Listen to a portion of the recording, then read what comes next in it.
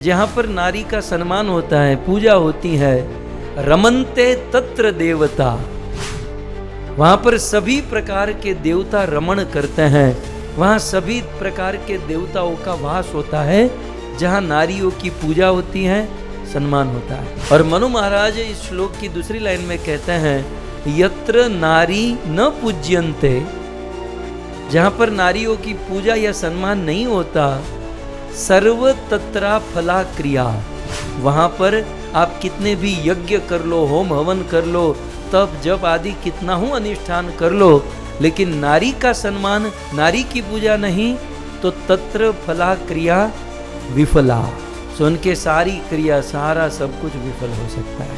समस्त देवताओं से निकला हुआ तेज जो पूरे ब्रह्मांड में व्याप्त हुआ, और वो पूरे ब्रह्मांड में व्याप्त हुआ तेज जब एकत्रित हुआ, तब जाकर नारी का प्राकट्य हुआ कि 10 पुत्र समा कन्या, 10 पुत्र के समान एक कन्या, 10 पुत्रान प्रवर्धयन, 10 पुत्र को वर्धन करने का, लालन पालन करने का, यत फलम लभते, 10 पुत्र का लालन पालन करने से यत जितना फल लभते प्राप्त होता है मर्त्य मनुष्य को, तत्फलम एक कन्या का, एक कन्या का लालन पालन करने से मिलता है। आज इंटरनेशनल वर्ल्ड विमेन डे है, सो आज विश्व नारी सम्मान का दिन है। वैसे नारियों का सम्मान तो 365 दिन होना चाहिए नारियों का सम्मान तो जीवन भर होना चाहिए, लेकिन आधुनिक जमाने में साल में एक दिन नारियों के सम्मान में निवेदित किया।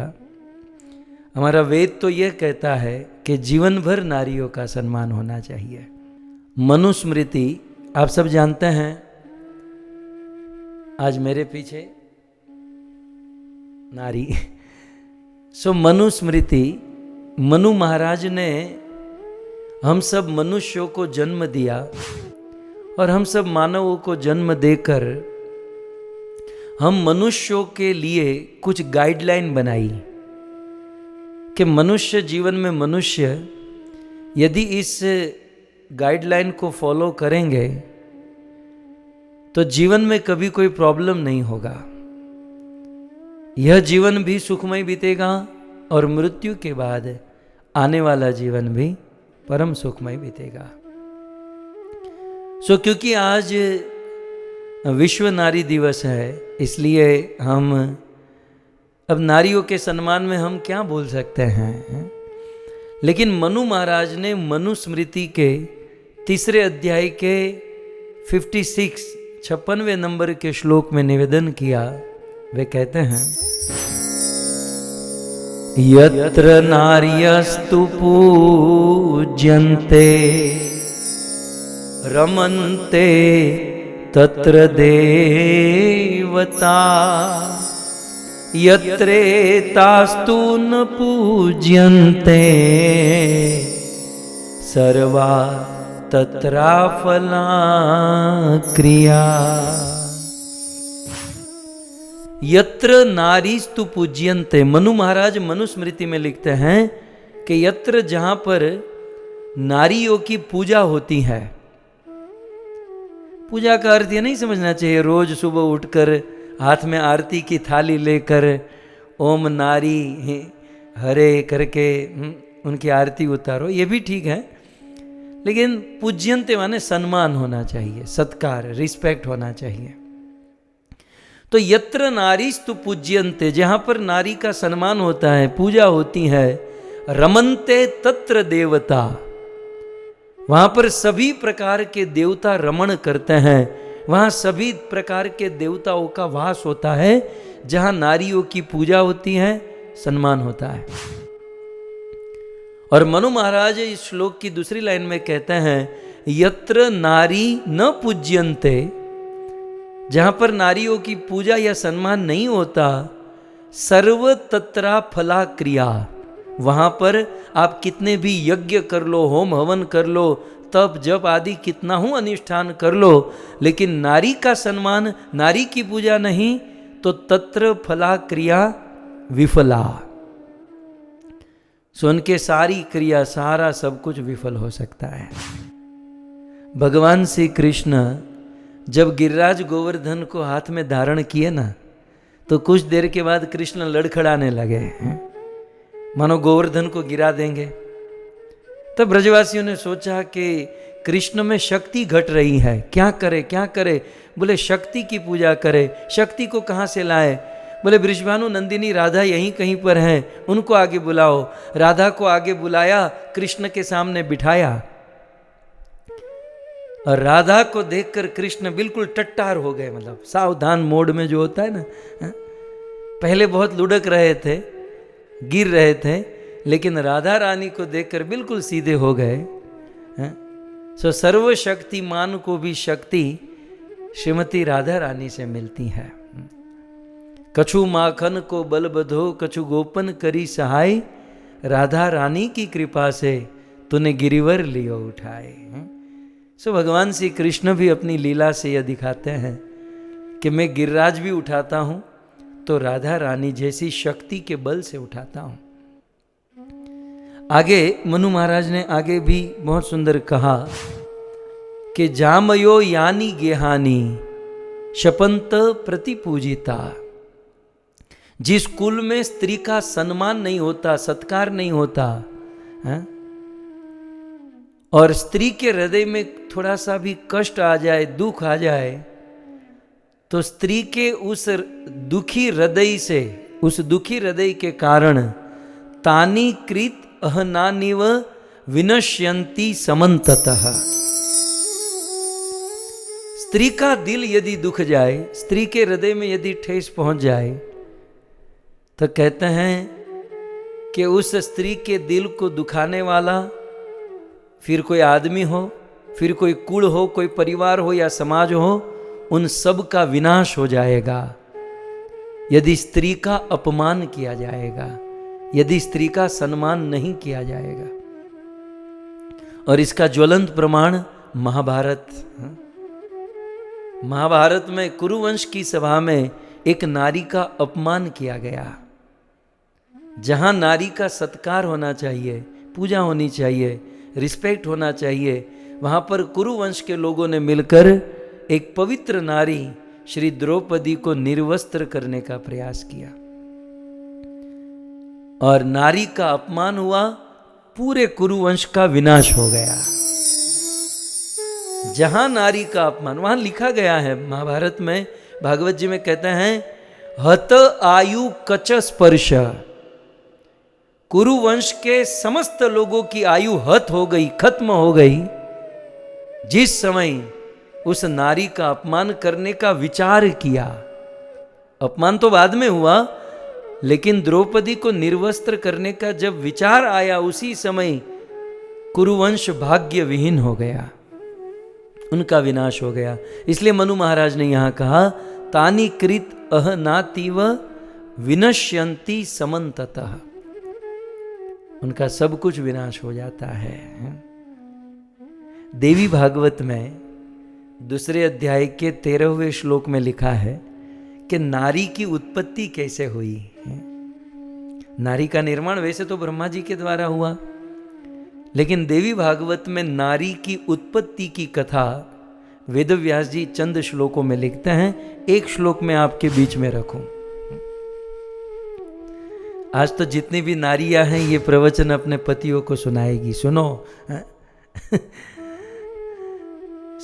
देवी भागवत का ये श्लोक है। यहां पर कहते हैं अतुलम तत्र तत्तेज सर्वदेव शरीरजम। सभी देवताओं से एक तेज उत्पन्न हुआ। 33 करोड़ देवी देवताओं से एक विशेष तेज उत्पन्न हुआ, और वह तेज पूरे संसार में, पूरे भूमंडल में व्याप्त होने लगा।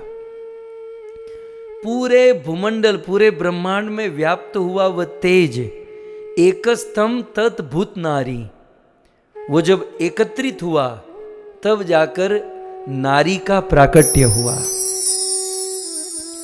समस्त देवताओं से निकला हुआ तेज जो पूरे ब्रह्मांड में व्याप्त हुआ, और वो पूरे ब्रह्मांड में व्याप्त हुआ तेज जब एकत्रित हुआ तब जाकर नारी का प्राकट्य हुआ।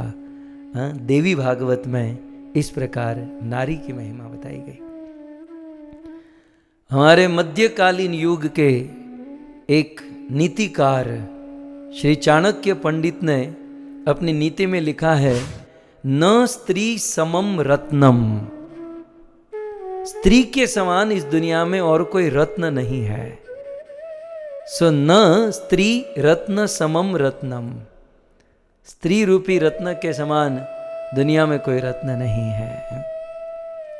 मैंने मेरी छोटी सी उम्र में, छोटा ही हूं ना मैं, अभी अभी जन्म हुआ है, बच्चे हैं हम लोग। हमने हमारे जीवन में अपनी आंखों से देखा है कि लोग पुत्री को नहीं चाहते, पुत्र को चाहते हैं। यदि कन्या का जन्म भी हुआ तो इतना एक्साइट नहीं होते, प्रसन्न नहीं होते, खुश नहीं होते, बस सब लोग पुत्र के फेर में पड़े रहते हैं। लेकिन एक जबरदस्त श्लोक पुराणों में कहा गया कि पुत्री की कन्या की क्या महिमा है। बहुत सुंदर श्लोक है। इस श्लोक में कहते हैं, 10 पुत्र समा एक कन्या। एक कन्या 10 पुत्र के समान होती है। 10 पुत्र समा कन्या, एक कन्या 10 पुत्र के समान होती है। और 10 पुत्रान प्रवर्धयन, 10 पुत्र का लालन पालन पोषण करने से जो फल मिलता है पेरेंट्स को, 10 पुत्र के लालन पालन पोषण करने का जो फल मिलता है, यत फलम, वही फल केवल एक कन्या का पालन पोषण करके प्राप्त होता है।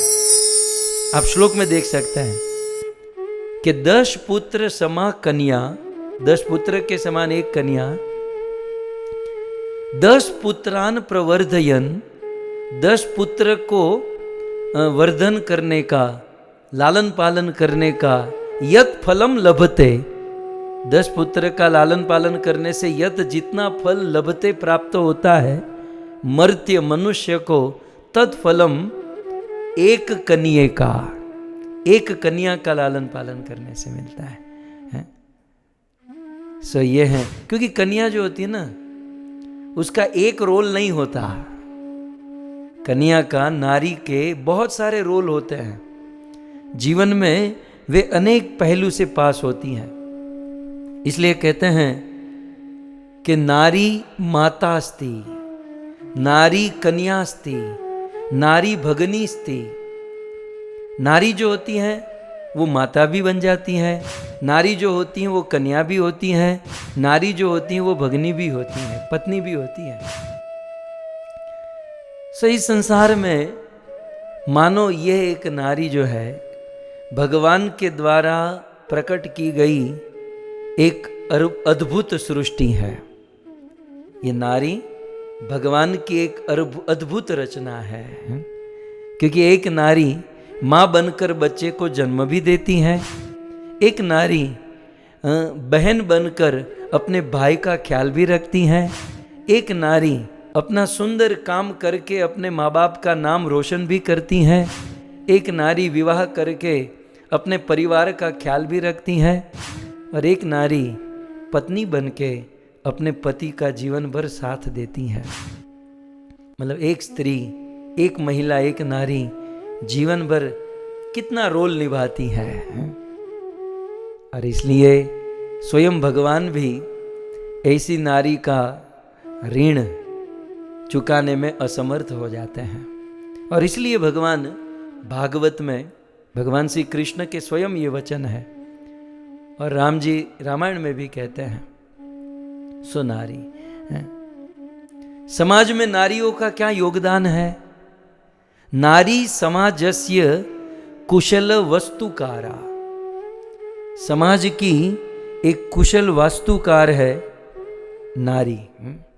नारी के विषय में हमारे वहाँ श्लोकों में कहा गया, अस्ति नार्यस्तु राष्ट्रस्य स्व। अस्ति माने है नारी, एक स्त्री, एक नारी, हमारे राष्ट्र का भविष्य है। स्त्री नारी राष्ट्र का भविष्य होती है। नारी राष्ट्रस्य अश्की, अश्की माने आंख, नारी राष्ट्र की आंख मानी गई है। नारी शक्ति, शक्तिशाली समाजस्य निर्माणम करोति। नारी इतनी शक्तिशाली होती है कि वह सशक्तिकरण समाज को शक्तिशाली बना सकती है। गुरुदेव भगवान परम पूज्य श्री राधा गोविंद गोस्वामी महाराज के श्री मुख से हम सुनते आए कि भक्ति में सबसे महत्वपूर्ण वस्तु होती है समर्पण। भक्ति में सबसे बड़ी चीज है समर्पण। भगवत गीता का सार भगवान श्री कृष्ण कहते हैं, सर्वधर्मान परित्यज्य माम एकम शरणम व्रज।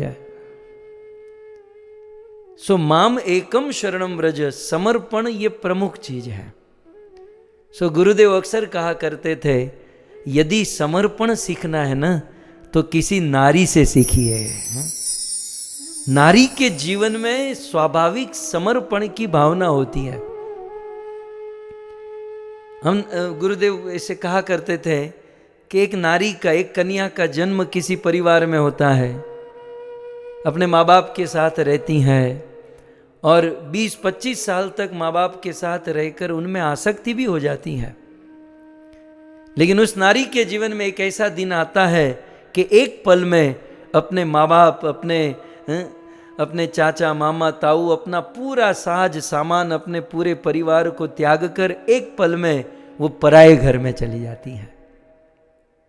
और उस पराये घर के रीति रिवाज अलग है, वहाँ की रहनी करनी सब कुछ अलग है, वहाँ का भाव प्रभाव सब अलग, लेकिन अपने आप को उस नए परिवार में ढाल देती है और उस नए परिवार में समर्पित हो जाती है।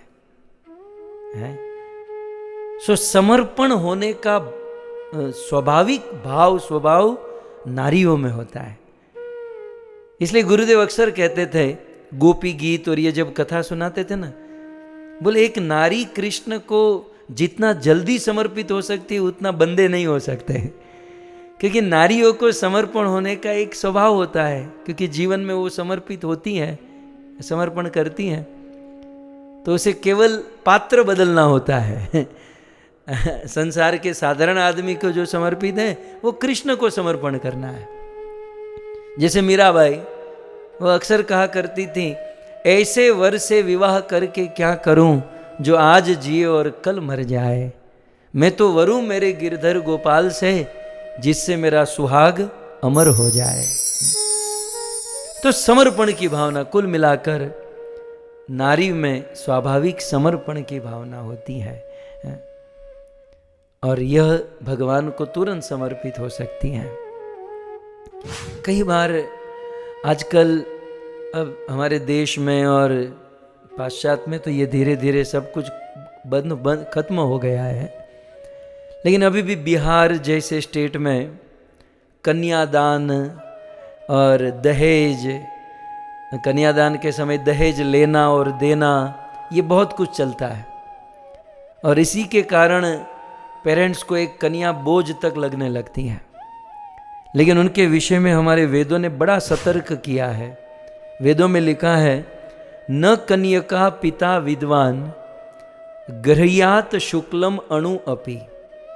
कन्या को विवाह कराने में या कन्या का विवाह करके घर पर लाने में, माने देने या लेने में, अणु अपि दहेज न लेना चाहिए न दहेज देना चाहिए।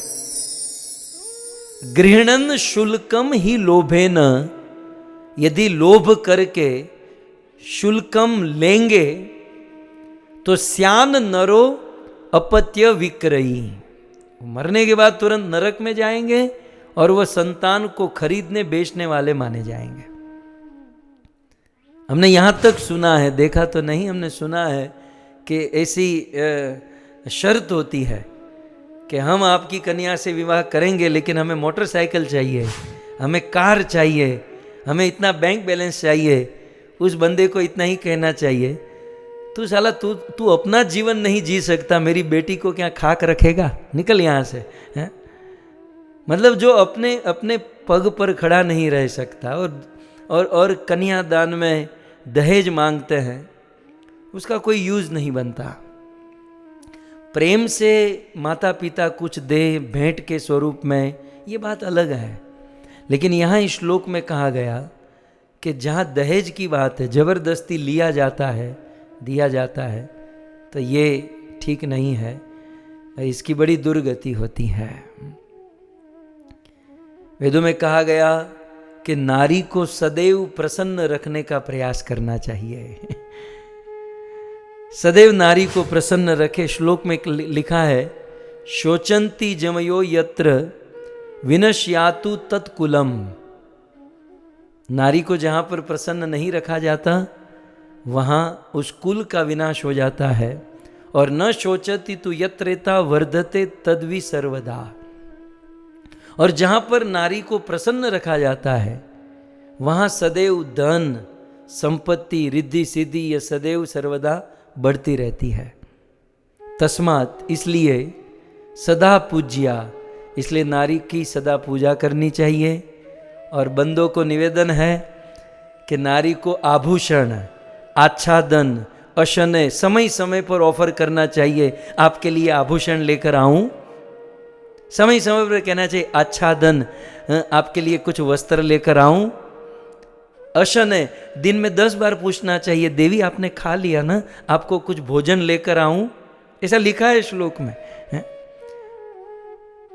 सो तस्माद एतत् सदा पूज्या, नारी की सदा पूजा करनी चाहिए। पूजा का अर्थ क्या है?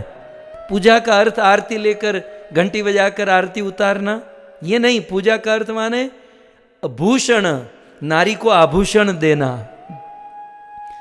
मुझे पता है आज मैं मेरे पांव पर ही कुल्हाड़ी मारने जा रहा हूं, लेकिन क्या करूं, नारी सम्मान दिवस है इसलिए अब ईमानदारी से बोलना तो है।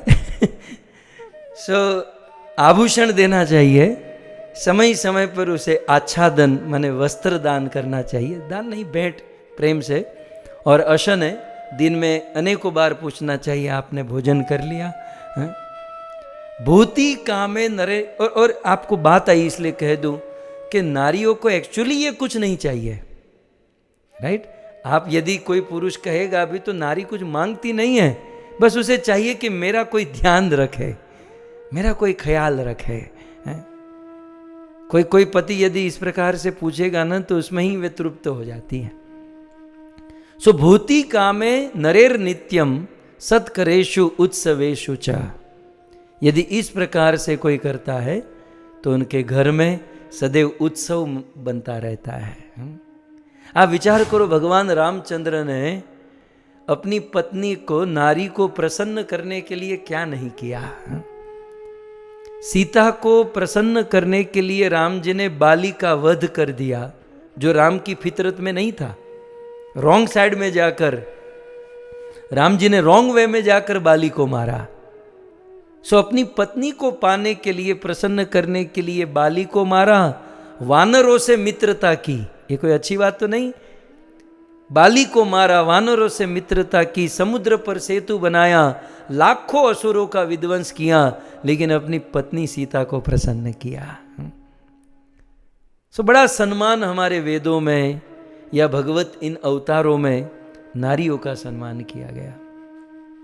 आप कभी रामचरितमानस पढ़ें तो श्री रामचरितमानस में भी नारी की बड़ी महिमा रामचरितमानस में बताई गई है। आप रामचरितमानस का प्रारंभ ही होता है, वर्णानाम अर्थ संगानाम रसानाम छंदसामपि मंगलानाम च कर्तारो वंदे वाणी विनायको। कई बार कुछ लोग गोस्वामी तुलसीदास जी के ऊपर दोषारोपण करते हैं कि गोस्वामी तुलसीदास जी ने नारी का अपमान किया, ढोल गवार शूद्र पशु नारी आदि अनेकों चौपाई के द्वारा। लेकिन ऐसा नहीं है। कुछ चौपाई गोस्वामी जी की नहीं, कुछ लोगों ने गोस्वामी का अपमान करने के लिए उनमें जोड़ रखी है। बाकी गोस्वामी तुलसीदास जी की रचना को आप देखो तो रामायण का ओपनिंग, रामायण का प्रथम श्लोक नारी को प्रणाम किया गया है।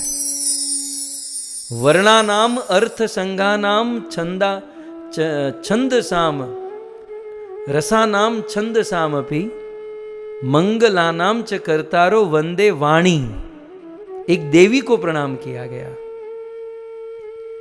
और गोस्वामी दूसरे श्लोक में भी जब प्रणाम करते हैं तो भवानी शंकरम वंदो, मां भवानी को पहले प्रणाम करते हैं। हम लोग इस्कॉन वाले भी तो गौड़ियों वाले राधा रानी को पहले प्रणाम करते हैं। राधा गिरधारी, राधा श्याम सुंदर, राधा माधव। मध्यकालीन युग में एक बहुत बड़े संत हुए, लीला शुक बिल्व मंगल ठाकुर। बिल्व मंगल ठाकुर ने भगवान श्री कृष्ण की लीला रूप माधुरी के ऊपर जबरदस्त ग्रंथ लिखा और उस ग्रंथ का नाम कृष्ण कर्णामृत। अब लीला शुक एक तो इतने शुद्ध विशुद्ध पहुंचे हुए भक्त हैं, दूसरा ग्रंथ क्या लिखने जा रहे हैं? कृष्ण कर्णामृत, माने कृष्ण की अद्भुत लीला, कृष्ण के सुंदर रूप गुण लीला का वर्णन। और उस ग्रंथ का प्रारंभ वे कैसे कर रहे हैं? इस श्लोक से कर रहे हैं। मैं ज्यादा श्लोक की गहराई में न जाऊं, लेकिन श्लोक का प्रथम शब्द, ये कृष्ण कर्णामृत ग्रंथ का ओपनिंग है और इस ग्रंथ का प्रथम श्लोक है। पूरे श्लोक को नहीं समझना है, इस श्लोक का प्रथम शब्द क्या है जरा पढ़ो। चिंतामणि जयति सोमगिरी गुरुर में। इतना दिव्य ग्रंथ, इतने दिव्य आचार्य, लेकिन ग्रंथ के प्रारंभ में चिंतामणि एक नारी को प्रणाम कर रहे हैं। और नारी भी तो कौन नारी थी? बोले नृत्यांगना थी, जिनके प्रेम में ये पड़े थे। लेकिन इतने दिव्य पवित्र ग्रंथ के प्रारंभ में उन्होंने उस नारी को नहीं भूले और चिंतामणि सोमगिरी गुरुर में, और उनको वे स्मरण किए, प्रणाम किए। क्योंकि जो भी हैं आज उस नारी के कारण ही मैं इस पवित्र भक्ति मार्ग में आया हूं। यह है। और फाइनली श्री चैतन्य महाप्रभु ने नारी का सम्मान कैसे किया? आप सब जानते हैं, श्री चैतन्य महाप्रभु 24 वर्ष की उम्र में सन्यास लिए। और सन्यास कहाँ लिए? कटवा, मायापुर के निकट बंगाल में। अब महाप्रभु सन्यास लेकर, वो तो प्रेमाचार्य थे, प्रेम पाना और प्रेम देना चाहते थे। तो जो प्रेम प्रदाता चैतन्य महाप्रभु है, उनके लिए सपोर्टेबल स्थान कौन सा है? प्रेम राज्य श्री वृंदावन है ना। महाप्रभु प्रेम दाता है और प्रेम दाता के लिए अनुकूल भूमि तो प्रेम भूमि, प्रेम राज्य वृंदावन है।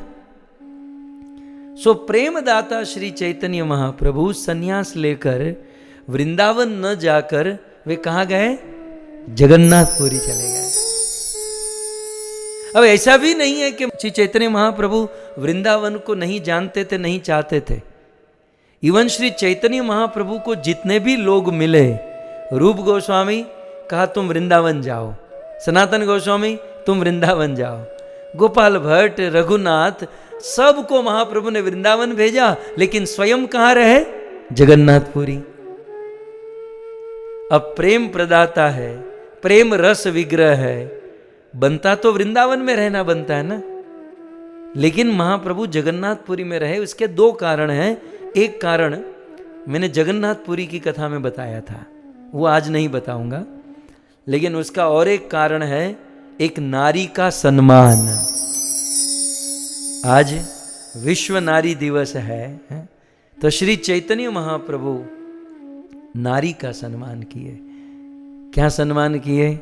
जब महाप्रभु ने सन्यास लिया तब उनकी माता शची माता बड़ी दुखी हुई और शची माता ने मैसेज दिया कि निमाई, तूने यदि सन्यास लेना और घर छोड़ना ये ठान ही लिया है तो भाई तुझे रोकने वाले हम कौन हो सकते हैं। अब तो तू किसी के रोके रुकने वाला नहीं है। लेकिन तेरे पिताजी संसार में नहीं रहे, हम लोग अकेले हो जाएंगे, हमारा ध्यान रखने वाला कौन होगा? सो निमाई, तेरे चरणों में इतनी प्रार्थना करती हूं कि हमसे दूर मत रहना, हमसे निकट रहना। चैतन्य महाप्रभु वृंदावन जाना चाहते थे, वृंदावन रहना चाहते थे, लेकिन एक नारी का सम्मान करते हुए वृंदावन न जाकर महाप्रभु जीवन भर जगन्नाथपुरी में रहे। बोले जगन्नाथपुरी मायापुर के बाजू में है, बंगाल से निकट है, यदि घर पर कोई प्रॉब्लम तकलीफ होगी तो मैं जाकर ध्यान रख सकता हूं। सो इस प्रकार प्रेमा अवतार श्री चैतन्य महाप्रभु ने भी नारी का संपूर्ण सम्मान किया। तो आज ऐसा ही विश्व नारी दिवस है। इस दिवस में आप सभी नारियों को हमारा शत शत प्रणाम है। कथा के प्रवाह में, कथा के इस दौर में कभी कभी हंसी मजाक में हम कुछ बोल देते हैं, और उसमें यदि नारी को, स्त्रियों को यदि कोई ठेस पहुंची हो तो मैं हृदय से क्षमा मांगता हूँ। हमारा कोई गलत भाव नहीं होता। हम तो आप सबके आशीर्वाद और कृपा से ही कुछ थोड़ी बहुत सेवा कर पा रहे हैं। तो आप सब हम पर कृपा बनाए रखें और हम सदैव नारियों का सम्मान करें, ऐसा आप सब आशीर्वाद दीजिए। सो विश्व नारी दिवस की समस्त नारी समाज की